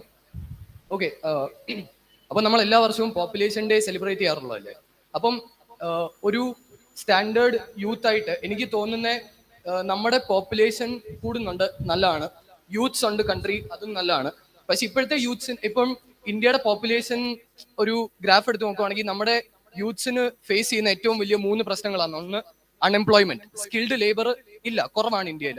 Number 2, professor Chacko point out ചെയ്തതിന്റെ തൊട്ട് out migration. Number 3, ഞാൻ personally കണ്ടുവരുന്ന ഒരു ഐഡിയോളജിയുടെ spread ആണ്, specially ഇന്ത്യയിൽ. അതായത് ഇപ്പം western സൊസൈറ്റിയിൽ നിന്ന് വരുന്ന ഒരു ഐഡിയോളജിയാണ് ഡിങ്ക് കപ്പിൾസിന്റെ പ്രോലിഫറേഷൻ ഇന്ത്യയിൽ. ഡിങ്ക് കപ്പിൾസ് എന്ന് പറഞ്ഞാൽ ഡ്യുവൽ ഇൻകം, നോ കിഡ്സ്, ഒരു ഹൗസ് ഹോൾഡ്. വളരെയധികം പോപ്പുലർ ഐഡിയോളജിയാണ്, specially in areas like Mumbai, Maharashtra, അങ്ങനത്തെ ഏരിയാസിലൊക്കെ വളരെ പോപ്പുലർ ആണ്. ഇപ്പം സെറനെ ആ ഗ്രാഫ് കാണിച്ചപ്പോൾ, അതായത് മറ്റേ ഫെർട്ടിലിറ്റി റേറ്റിന്റെ ഗ്രാഫ് കാണിച്ചപ്പോൾ തന്നെ most of the educated areas അവിടെയൊക്കെ ഈ ഡിങ്ക് കപ്പിൾസിന്റെ എന്ന് പറഞ്ഞാൽ അവരുടെ ഒരു പ്രസൻസ് വളരെയധികം ഹൈ ആണ്. കേരളത്തിലും തന്നെ ഇപ്പം 2.0 എങ്ങാണ്ടാണ് ടോട്ടൽ ഫെർട്ടിലിറ്റി റേറ്റ് ഉള്ളത്. അപ്പം എക്കണോമിക്സ് സ്റ്റുഡൻസ് ആയിട്ടും എക്കണോമിക്സ് ഫാക്കൽറ്റി ആയിട്ടും ഈ ഒരു ഒരു ആവറേജ് ലേമാൻ, ഇപ്പം ഞാനും പണ്ട് ഐഡിയോളജി വിശ്വസിച്ചുകൊണ്ടിരുന്ന ആളാണ്. അതായത് ഒരു ഫാമിലി എസ്റ്റാബ്ലിഷ് ചെയ്യുമ്പോൾ കപ്പിൾസ് രണ്ടുപേരും ഏൺ ചെയ്യുന്നു, പിള്ളേർ വേണ്ട, അതാണ് ഏറ്റവും സസ്റ്റൈനബിൾ ഫോം ഓഫ് ലിവിങ്. ഒരു ഇൻഡിവിജ്വലിസ്റ്റിക്, ഒരു സെൽഫിഷ് ഐഡിയോളജി ആണ്, എന്നാലും അതാണ് ഏറ്റവും സസ്റ്റൈനബിൾ. അപ്പം അങ്ങനത്തെ ഒരു സൊസൈറ്റി വളരെയധികം ഹാംഫുൾ ആണെന്ന് എൻ്റെ ക്ലാസ്മേറ്റ് തന്നെയാണ് എനിക്ക് പോയിന്റ് ഔട്ട് ചെയ്തത്. വിച്ച് ഇസ് ഇപ്പൊ ഞാൻ റിയലൈസ് ചെയ്യുന്നുണ്ട് ഈ ലെക്ചർ കഴിഞ്ഞിട്ട്. അപ്പോൾ so as economics students and as faculty who are teaching economics, ഈ ഒരു ഐഡിയയുടെ സ്പ്രെഡ് ഇന്ത്യയിൽ തടയാൻ നമുക്ക് എന്തോ ചെയ്യാൻ പറ്റും? Like do we need to spread awareness on this topic? That's it. Thank U.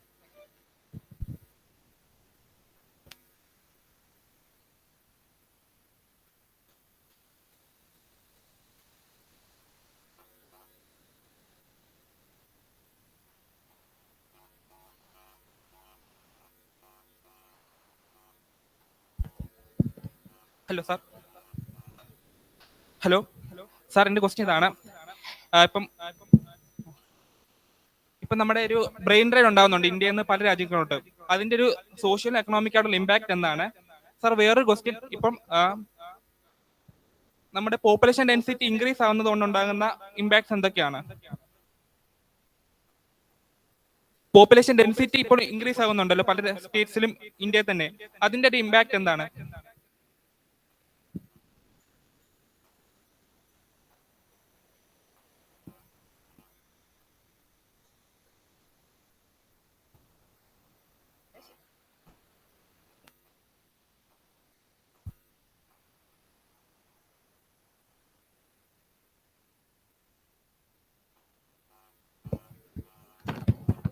Sir, ഞങ്ങൾ അസംഷൻ കോളേജിൽ നിന്നാണ് വരുന്നത്. My name is Gayathri Devi. So my question is, 2019 population control bill വന്നിരുന്നു, പക്ഷേ it is not yet enforced. So especially you said that നമ്മുടെ population enormous ആയതുകൊണ്ട് it will be good for the growth. So especially with the high amount of youth population, is it necessary to take such measures to control the population? Is it a boon or a bane?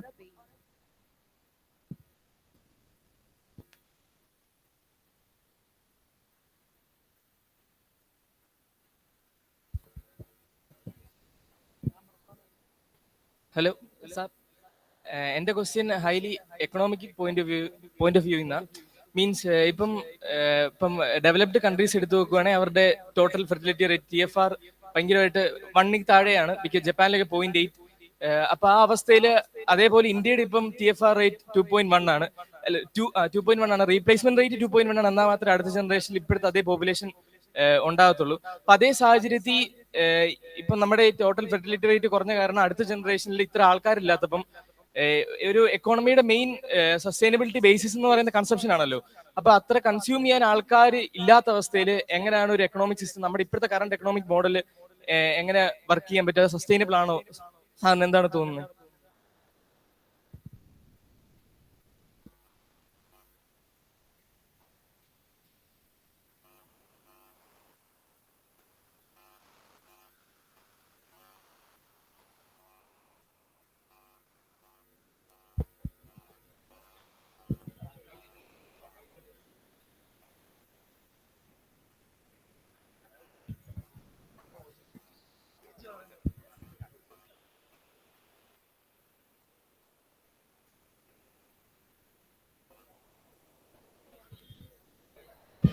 Sir, my name is Ashish Joe. Sir, I would like to ask. Okay, sorry. I would like to ask a question related to this. What you have taught here, sir. You said that demographic change is associated with different economic changes too. Sir, can you please give some insights into how these demographic transitions have happened over these years? ഇത്രയും വർഷങ്ങളായിട്ട് എങ്ങനെ ഈ demographic changes ഇന്ത്യയിൽ ഉണ്ടായി എന്ന് ഒരു വ്യക്തമായ reasons, solid reasons sir ഒന്ന് പറയുമെന്ന് ഞങ്ങൾ എക്സ്പെക്ട് ചെയ്യുന്നു. രണ്ടാമത്, ഈ പറഞ്ഞതുപോലെ സാറ് എക്സ്പ്ലെയിൻ ചെയ്ത ട്രഡീഷണൽ തിയറിയുമായി ബന്ധപ്പെട്ട്, ട്രഡീഷണൽ തിയറിയിൽ നമ്പർ ഓഫ് ചിൽഡ്രൻ അല്ലെങ്കിൽ ലെസ് നമ്പർ ഓഫ് ചിൽഡ്രൻ ആണ്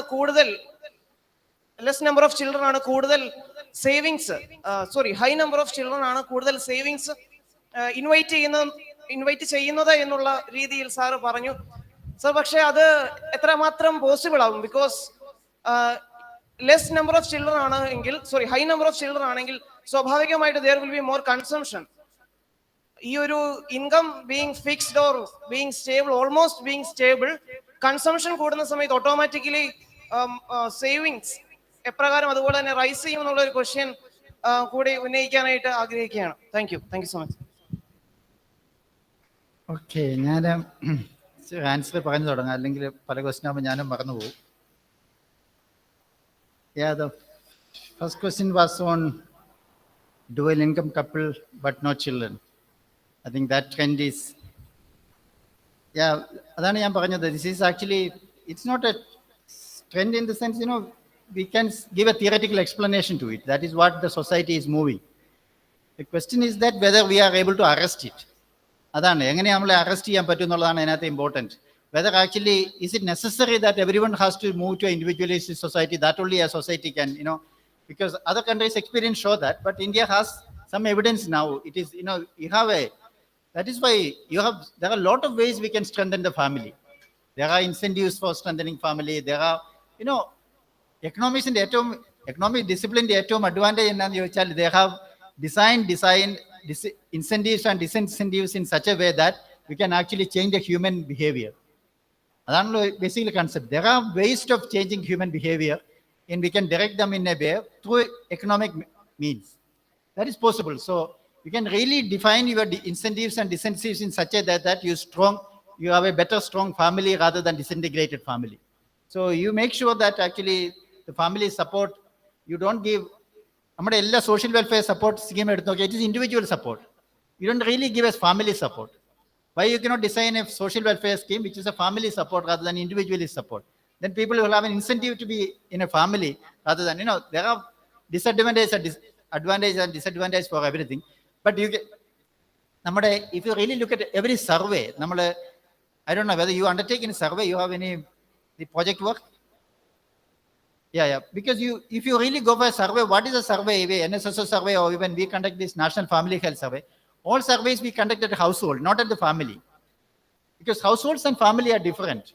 Because in households, what happens, I go to a household and ask a question, how many members live there? Parents will say, me and my wife lives there because children are already away.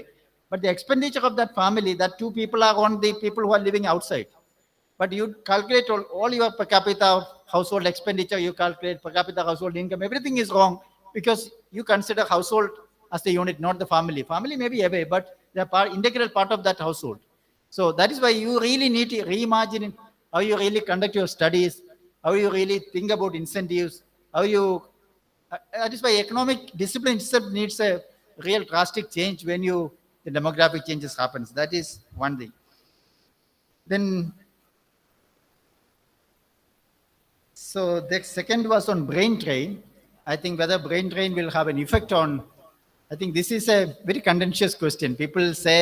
Some people say there is an effect, some people say there is no effect. Some people ask this question, suppose these all IITs and IIM graduate, if they didn't go abroad and if they stayed back in India, what would have happened to them? Will they have contributed that much to the field of knowledge compared to if they were in India? So brain drain is not a very straightforward answer. There is obviously too much of brain drain is not good for any country. But we have also very adequate manpower. Even if 50% of the IIT graduates go abroad, we have still 50 is left here. So that is also an advantage. So it's not a very straightforward way, but we really need to see what is impact. But there will be some impact, definitely. There is no doubt about it. But it may not be as great as in some small countries, because small countries like Sri Lanka or some very less population countries may have higher effect on brain drain compared to India, which is a hugely large country. And in fact, the population density, because density is not a very appropriate concept, because if you really see for earlier theories like Bostrop, etc., has looked only density as an indicator.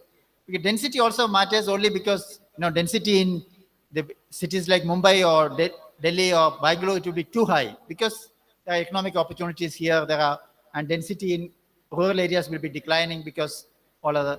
So density cannot be considered as a very big indicator. We have to only see overall what is really happening and then what is its impact. And 2019 population control bill, actually there was no population control bill in 2019. It was an attempt actually in only in one state, UP, to introduce a population control bill in 2019, but there has been opposition to it. Why actually a control bill when everything is already declined? It would have been acceptable in 20 years or 30 years back when there was a higher fertility rate, birth rate in this country. But now I think there are large criticism in that, and after that they have not introduced it. So that bill is scrapped. So population control bill was not been introduced in this country. It was in UP. The next question was on consumption sustainability. What happens if the population decline, whether it will have an impact on consumption? Yeah, that is what many people say. It will have an impact on consumption because consumption behavior of each of your age group is different. When you are an old, you will not have that much consumption than when you are an adult, or when you are a child, you have a different consumption pattern. So that way, there will be definitely a consumption impact. But it also depends on actually, as I told you, what is the life expectancy increase we are expecting. If life expectancy increases very drastically in the coming years, we don't know how it is going to, how the technology can change. Because, many times the technology changes everything very fast. Because earlier, if you really look at even 60s and 70s and 80s, the most of the deaths in the Western countries was because of the cancer, because of the cardiovascular diseases and all those things. But they were able to arrest it primarily because of not because of the medical advancement alone, by giving the proper education to them, by proper, we can say, appropriate health behaviors. Your walking, your proper diet, which kind of diet you are taking. These are all really matters for your higher life expectancy, because you can really arrest your cardiovascular diseases, you can really arrest your cancer, and proper diagnostic test. So many countries of the world, the cancer mortality has substantially declined. Many countries of the world, even cardiovascular diseases, the heart attack, they have substantially declined because of the intervention, and a very simple intervention. You tell them that you have to reduce the food consumption, you have to tell that you have proper exercises, you have to tell them as actually a very healthy living style, and reducing alcohol and the tobacco use. These are all the ways in which, that is why you see much less life expectancy in many countries of the world among male compared to females, because of the lifestyle of the male. So these are all possible to arrest. That way, once you arrest all those things, you can really increase your life expectancy much higher. So that's why it is possible to increase. We don't know. It all depends on how far you are going to increase. The next question, the two questions was little serious one. One is why demographic changes has taken place in this country or in Kerala. Kerala was explainable. Kerala, everyone thought, Kerala's demographic changes because of the improvement in the educational standards, because women's education was very high there. We had a different history altogether. So it was possible to explain. But when it went to other states of this country, it's not possible to explain why actually it has happened. Many people say it is the government intervention that mattered. Government was forcefully implementing the family planning program, which has actually changed the demographic, the profile of this country. So partly it is actually government intervention had a major role to play. In addition to that, I think all other small factors matters, but many people even still give more emphasis to government rather than the other factors, not the socio-economic improvement, but is more of a interventionist approach rather than the automatic approach. That is what everyone thinks. And the second was on saving rate, which is also not a straightforward answer, whether saving rate is high or low among the children, the parents with high number of children or low number of children. I didn't say any answer to that question. I said it's not a very straightforward, because in the world, when I see India and China has a high saving rate, but India and China is also countries in the 2 decades back with a high birth rate. Okay, Western countries had much lower birth rate, but their saving rate is almost half of India and China. So saving rate is also a culture. Saving rate is also how you really look at your life, etc. So it is not a straightforward, because in India, people have a habit of saving because that you want your daughters get married, you want to have these sons you have to settle. So you have a tendency to save more in India, and your few children more means your parents have a tendency to save more. compared to the straightforward. The consumption may be slightly higher, but still they put restrictions on consumption and then save. So that's why it is our saving behavior needs to be studied. You can really do a study on that. So we really don't know how actually people's what kind of behaviors exist on saving. I think most of the behaviors, if you ask parents, they will say if they have a daughter, the dowry is the major reason for saving. So it's very strange kind of behaviors in this country compared to many other countries of the world.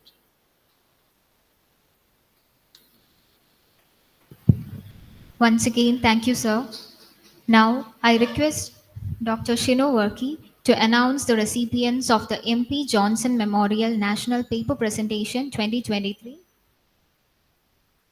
Professor C. SCARIA Memorial Endowment and the Professor C. SCARIA Memorial Scholarship.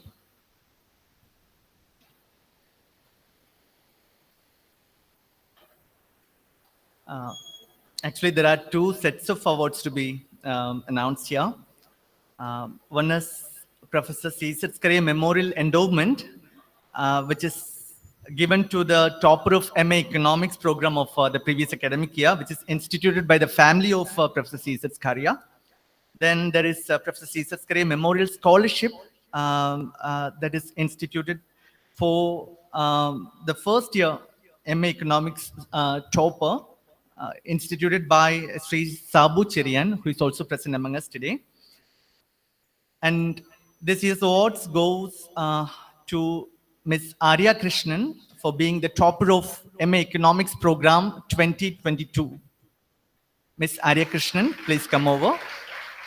I request Dr. K S James to hand over the awards to the recipient.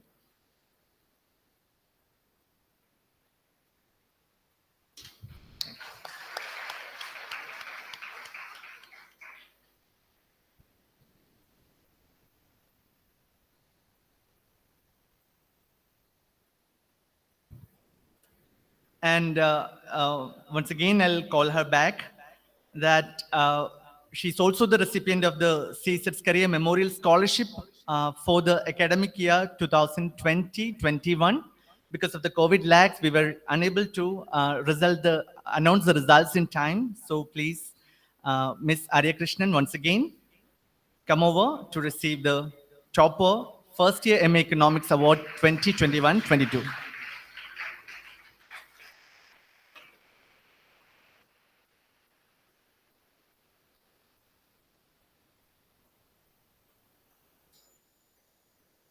And this year's Professor C. SCARIA Memorial Scholarship for the academic year 2021-22 goes to Miss Anjali Elizabeth Joy. Anjali, please come over.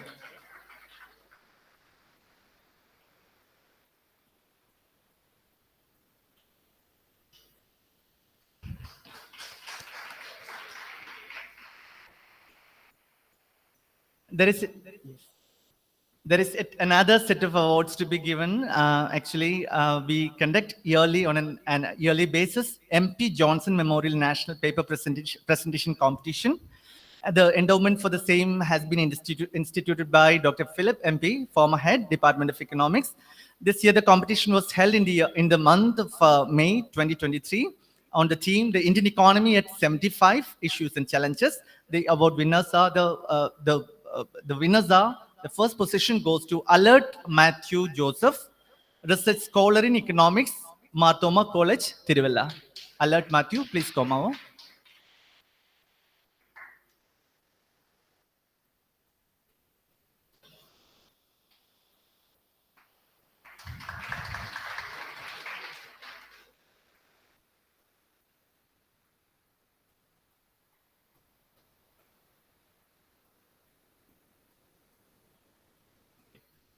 The second position goes to Dino Matthew, research scholar in economics, MG University, Kottayam.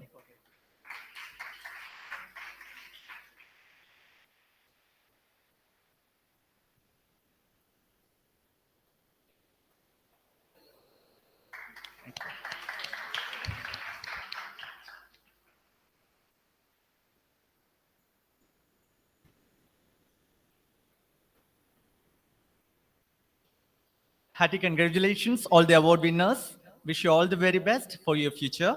And thank you very much, Dr. K S James, for distributing the awards.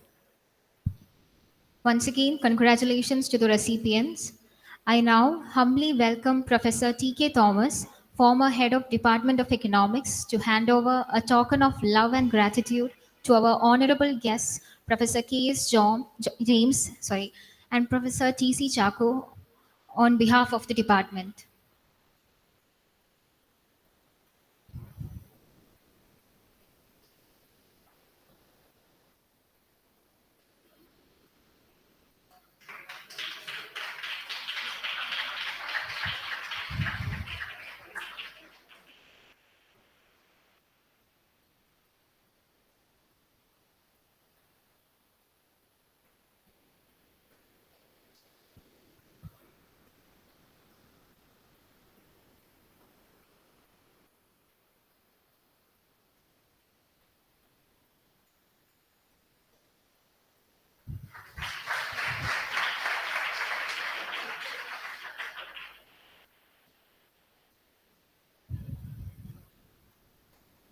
Thank you, sir.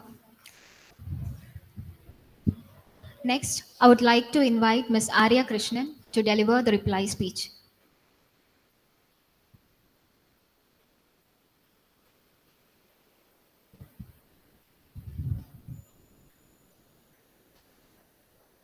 Respected dignitaries, respected principal, beloved teachers, parents, and my dear friends. I express my heartfelt gratitude for inviting me here. I'm standing here with great joy in my mind. Actually, I really feel lucky enough to be chosen today to speak before all of you and to reflect on our collective journey in the campus. First of all, I would like to thank God for making me see this day. Then I want to thank my parents because I couldn't have done this without them. Thank you for listening me and always having my back. And when I acknowledge our teachers, I think I speak for all my friends, not only for me, because as you all know, we started our journey during the time when the pandemic was at its peak. So meeting our teachers and friends after week-long quarantines was really exciting for us. We really learned how to foster good relationships during those tough times. I thank all our teachers for their intense support and encouragement. The limited time that we had in the campus really made us cherish small yet even important aspects of life. Words cannot fully express how I am grateful to this college for gifting me with such a wonderful bunch of teachers and friends. Definitely, I would say that SB has gifted me with memory of a lifetime. Thank you. Thank you so much. Thank you, Ms. Arya. To deliver the vote of thanks, I welcome Dr. Anila SCARIA, coordinator of the event and assistant professor of the department. Good afternoon, everyone.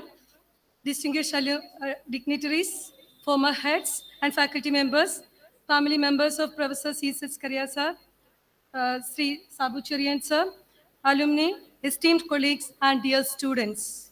Before I express my gratitude, I would like to acknowledge the incredible impact of today's Professor C. SCARIA Memorial Lecture delivered by Professor K S James that was very insightful, truly enlightened and thought-provoking, providing a deep understanding on how demographic changes shape the rapidly evolving society. Let me pass on to the present task of proposing the vote of thanks to one and all present here. The president of the meeting is our principal, Father G.P. Kurian. His guidance and leadership have been instrumental in shaping the academic environment of our institution. In his absence too, I thank you, Father, for your unwavering support throughout the planning and execution of this memorable event.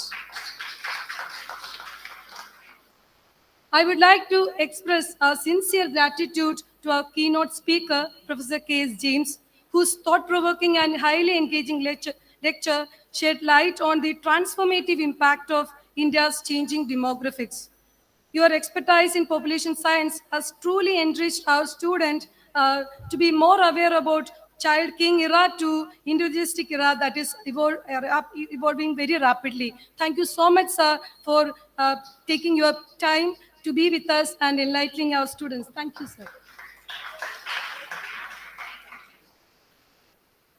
We are honored to have Professor T.C. Chako, former Principal Government College, Malappuram, and our illustrious alumnus, join us today to share his reflections and memories of Professor C.S. SCARIA.